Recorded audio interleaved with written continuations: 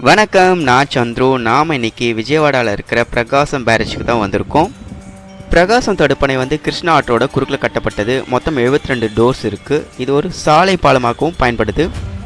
பிரகாசம் பேரேஜ் விஜயவாடாவில் ஒரு best tourist place and இங்கே போட் சர்வீஸும் அவைலபிள் இருக்குது. இப்போ நாம் இருக்கிற இடம் கர்மலா காட். இங்கேருந்து பார்க்குறதுக்கு இந்த இடம் ரொம்ப அழகாக இருக்குது. எங்கே பார்த்தாலும் மலைகளாக காட்சியளிக்குது. இந்த தடுப்பணை நீர்ப்பாசனத்திற்காக கட்டப்பட்டது. மொத்தம் 7 லட்சம் ஏக்கர் பரப்பளவு பாசன வசதி பெறுது இந்த ஒரு பாலத்தின் மூலமாக. இது கிருஷ்ணா நதியில் புனித நீராடும் இடம். துர்கா காட், புஷ்கர் காட்டு என்ற பல பேர் இருக்குது இந்த இடத்துக்கு. துர்கா மல்லேஸ்வர சுவாமி கோயிலுக்கு ஆப்போசிட்டில் தான் இந்த காட்ஸ்லாம் இருக்குது.